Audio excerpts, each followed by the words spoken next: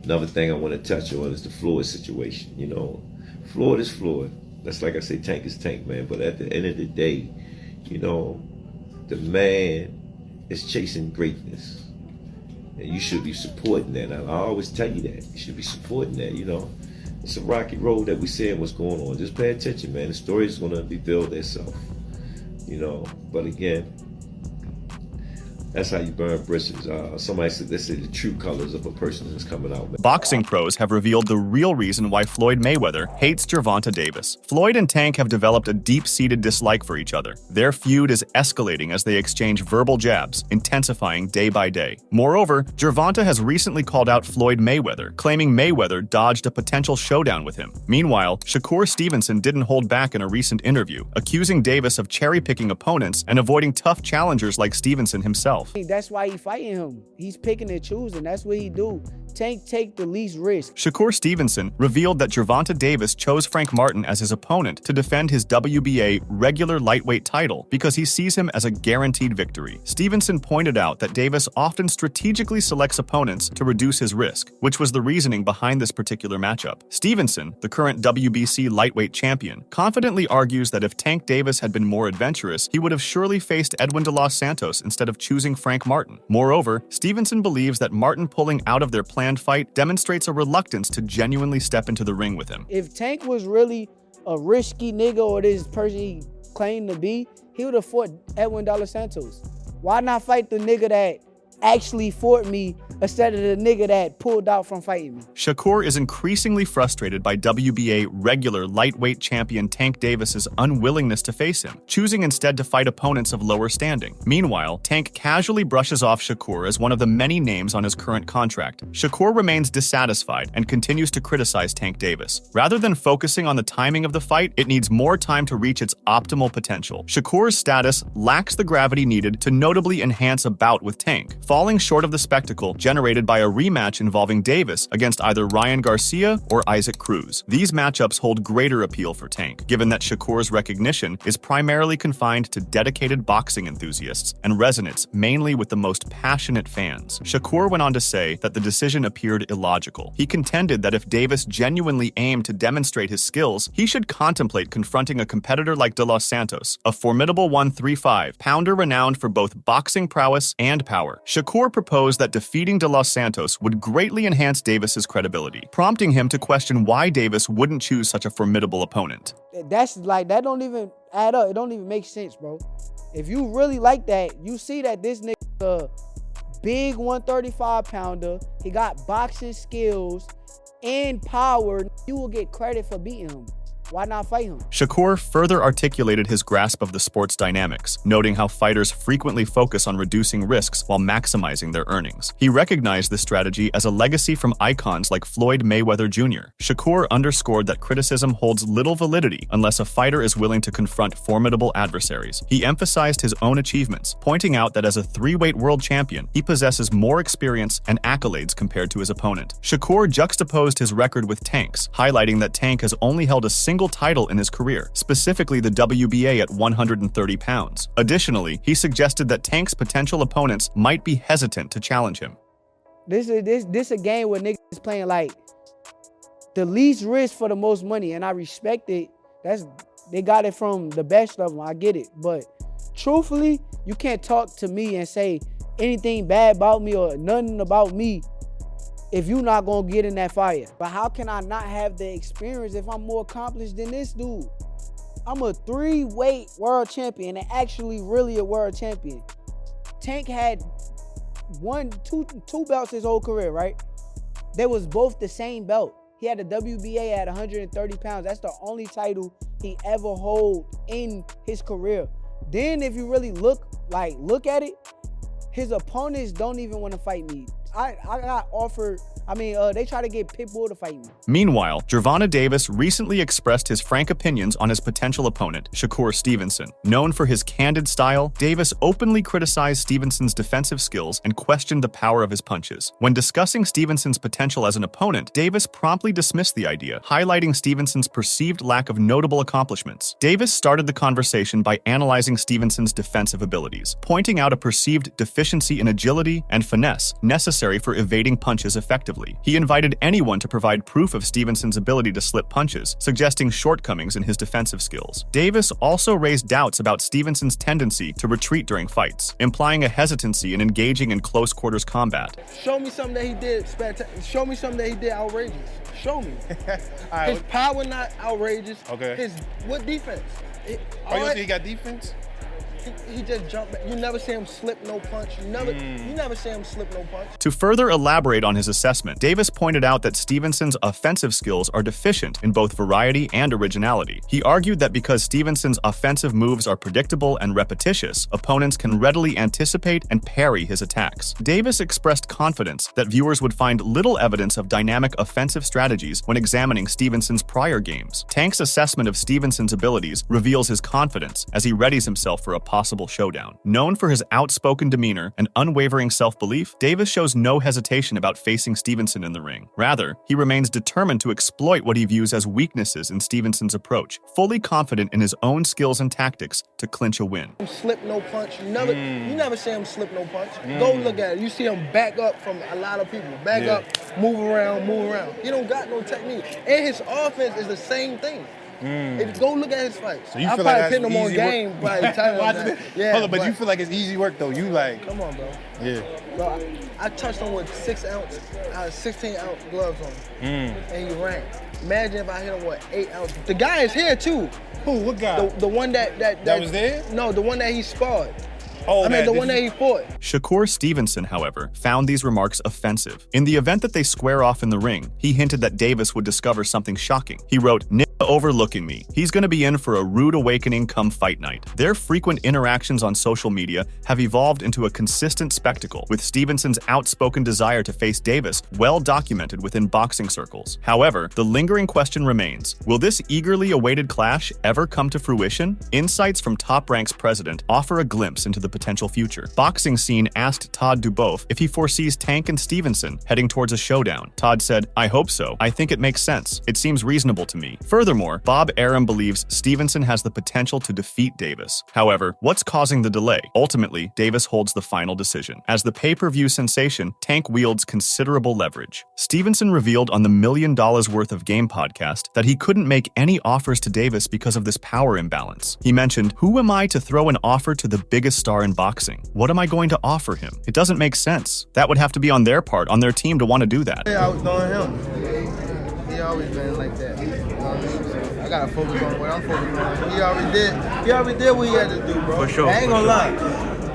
Me, if I did what what he did in the sport, I ain't gonna lie, I'd be the same way. On the other hand, Gervonta Davis issued a fierce warning directly to Floyd Mayweather during a live broadcast. Once again, Tank targeted Mayweather, responding to Mayweather's recent claim that Davis's fight against Frank Martin was canceled, apparently to provoke Davis and his fans. He said, "This is sad. Hopefully, this is just a rumor." After more than a year away from boxing, primarily due to awaiting the WBA's decision, Davis returned to boxing this month. He defended his title. Meanwhile, following his tumultuous fight with John Gotti III, Mayweather is prepared to stage his own comeback, planning to participate in another exhibition bout more than a year from now. Mayweather was poised to announce a rematch with Victor Ortiz, whom he had previously defeated amidst controversy. However, Mayweather's failure to attend the scheduled press conference has raised doubts about the event's continuation. Davis reacted to Mayweather's absence, which reportedly incurred a $1 million loss for the CDMX government. He said, "He is out here scamming again, taking people's money." Following Mayweather's announcement that the Davis-Martin card was canceled in retribution, Davis called the 47-year-old a hater in a response post. He said, "This nigga is such a hater. He said some shit cancel, and that's not true. Nick, this is my shit now. Keep talking, and I'll pull up to your house now and lay hands on you and some other." According to Davis, Mayweather's reported absence aligns with his other claims that the veteran boxer is effectively stranded in Dubai. This circumstance stems from Mayweather's failure to compete in all 5 exhibition matches scheduled for 2023. He managed to finish only 2, as reported by TalkSport. Gervonta also commented on reports about Floyd's detention in Dubai, delivering a harsh criticism of his former mentor. He openly expressed his frustration and disapproval of Mayweather's alleged conduct, using strong language to underscore his sentiments. Tank highlighted Mayweather's predicament, noting that despite his grand pronouncements, Mayweather is presently unable to depart Dubai because of accusations that he failed to meet financial commitments to others. Mayweather was accused of being a hater by him, and he highlighted how severe the matter was by saying that Mayweather had to pay back the money he owed. Tank said, "Nick says all this bullshit, but he's in Dubai and can't leave because he's been taking Nick's money and not doing what they paid him to do. Nick is a fucking hater." Tank insinuated that if his assertions were untrue, Mayweather ought to refute them publicly. He alleged that Floyd Mayweather had been stranded in Dubai for an extended period, which he cited as supporting evidence for his claims. Additionally, Tank declared his readiness to physically confront Mayweather if their paths were to cross, even expressing a willingness to face legal consequences for such actions. His use of derogatory language towards Mayweather underscored a deep-seated animosity between them. Tank added, "He gotta pay people that money back. If I'm lying, tell him to go live right now. He's been stuck over there for a minute too. Now I fuck around and knock Floyd out when I see him, and I'll care about going back to jail. He's such a bitch."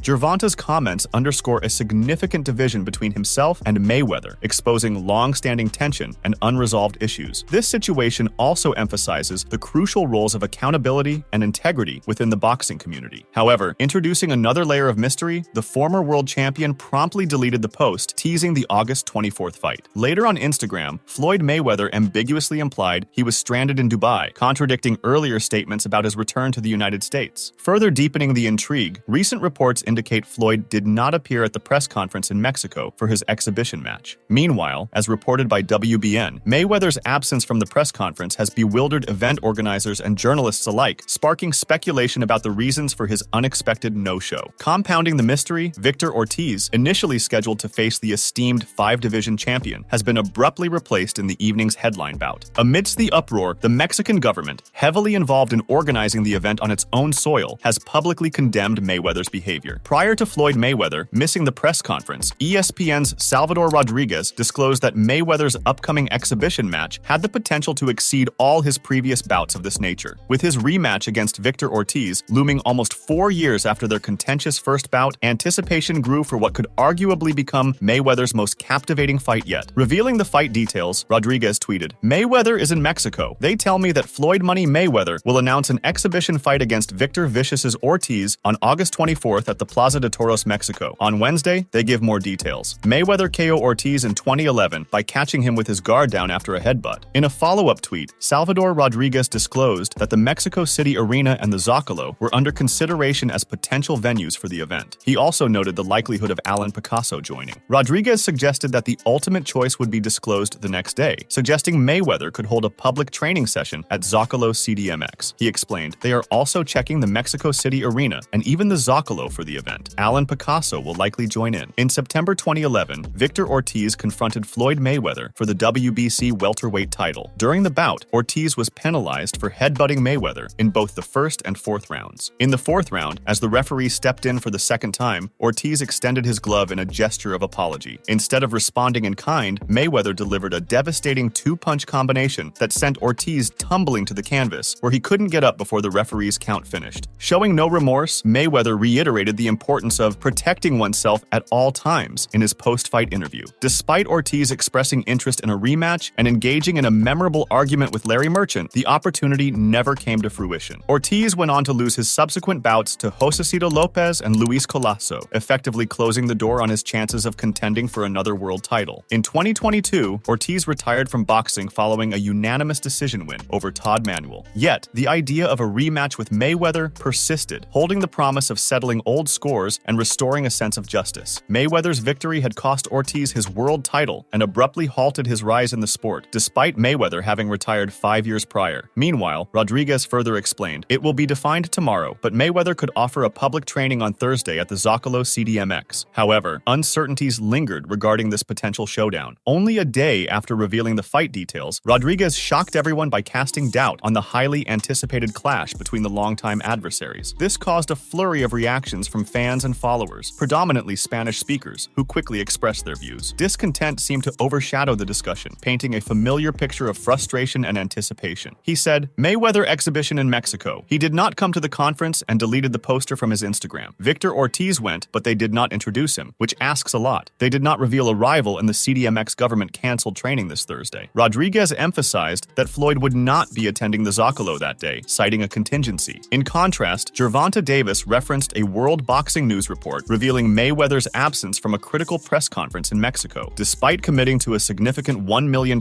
fee to promote a local match, Mayweather conspicuously skipped the media event. Tank said, "He is out here and scamming again, taking people's money. He's one of the greats, though. He made $1 billion from the sport. Where did the money go, Floyd? He said it was canceled, and it's not true." Furthermore, Tank claims that Floyd is dodging his challenge to fight by employing these tactics, suggesting Mayweather is evading a confrontation. Speculation about Mayweather's upcoming opponent is rife, with several names circulating, including Gervonta Davis. Davis has openly criticized his former mentor once more, asserting that his latest fight contract exceeds the $200 million deal Mayweather struck with Showtime back in 2013. Tank claimed that he has surpassed Floyd Mayweather at a young age, achieving more than Mayweather did by the age of 29. He emphasized that the 7-fight deal he discussed is larger in scale than Mayweather's 6-fight deal with Showtime in 2013, which he revealed during the discussion. He was going at me. He was going at me. And I knew for sure he was going at me. That's why I went at him. There's no reason for me to go at Floyd. Yeah. I'm at that point where I passed him. And I'm doing it at a young age. Like when Floyd was 29, you'll see, bro. Yeah. That deal that I'm talking about. Yeah. Oh, that's a part of the deal. He don't know about that yet. But that's bigger than his deal. Damn. Wow.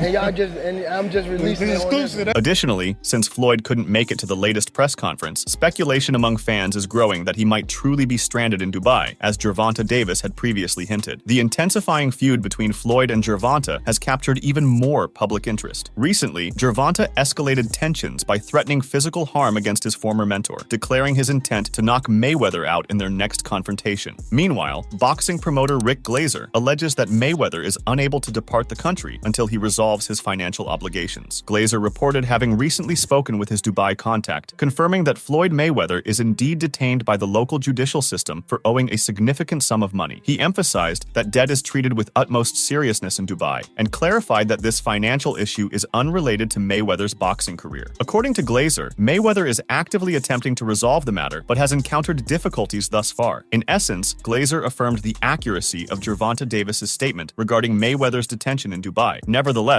reports indicate Mayweather has unrestricted movement in Dubai. Speculation swirls that his financial woes stem not from boxing, but from alleged misconduct with a woman abroad. Rumors hint at a settlement to avoid legal repercussions, yet struggles to fulfill payments persist. Moreover, WAC 100 disclosed some interesting things about the matter. Floyd Mayweather. You know, when people were saying he was stuck in Dubai, me and Floyd is in his penthouse on Wilshire. Really? At the top. Meeting, and I'm like, yo, bro, what are they talking about? He said, well, I guess I'm stuck in Dubai. Well, when I FaceTimed him, I said, hey, champ. He said, how you doing? He was all happy, and we were having conversations. He goes, what are you calling me for? You calling to ask me if I got a problem? I go, I mean, if you stuck and I need to make a call, let me know. I did the same thing when I first heard it. Yeah. And he laughed. You know why he was in Dubai? The gold deal. He did a gold mine deal. Yeah. He brought into a gold mine, so. In April of last year, Ryan Garcia encountered his first career defeat against Gervonta Davis. However, following his fight with Devin Haney, the boxer from Victorville engaged in an interview. Addressing the ongoing rivalry between Davis and Mayweather, Garcia expressed confidence in his understanding of the motivations fueling their conflict. "I already knew about it once Gervonta fucked Floyd Mayweather's daughter. That's not even a secret. That's not something I'm exposing," Garcia claimed. Garcia speculates that this might be the root cause of the recent confrontation between the two boxers, though it has not been confirmed. Some fans are surprised by Garcia's recent statement, while others argue that it is not surprising, considering previous rumors of a romantic relationship between the two. However, both boxers had previously denied such allegations. I already knew about all that though. Once Gervonta Floyd Mayweather's daughter, and that's not even a secret. That's not something I'm exposing. Oh wow. After somebody did that to my daughter. Right, I thought you and Jaco had the deal that you were gonna fight after the Haney fight, and he said you were gonna lose. Y'all not even gonna try to respond to that? Make sure to check out some of our other videos on the screen if you enjoyed this one.